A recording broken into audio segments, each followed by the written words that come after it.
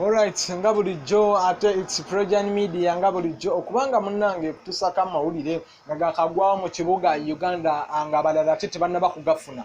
Essaawa zino wenjogerera ebutali kulisa batali kola ki omugagga amanyiddwa nga Sipapa agobeddwa mu nnyumba gy'abadde apangisa nga amabanja gayitiridde obungi era Land Road amuwadde wiiki emu okubanga asolovinze ebizibu bye n'aggyamu ebintu bye mu nnyumba ye. Amangu awo ngenda kuba nkwegulira ero naye nsooka tumirako ku mikwano gyange ba viewers bange abalungi abasharinga bakomentinga waneno ku Projan Media abali Qatar, Saudi Arabia, Jordan, Oman, Dubai. Mwena mukono mulimu gw'amaanyi baganda bange kubanga we mutali simanyi batuyinza okubanga wetulwa ku Projan Media.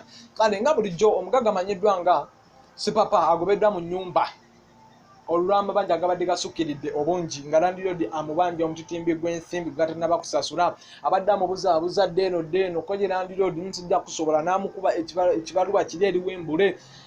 Emabegako awo omugagga amanyiddwa nga Sipapa yagula emmotoka Range Rover n'agiwa omukazi amanyiddwa nga Serena Bata ku mazaalibwa ge. Oba ssente zaali zirina oggula ezaali zirina okusasula Land Road oba ziyagulamu ennyumba awo nange siyinza kubanga ntegeera.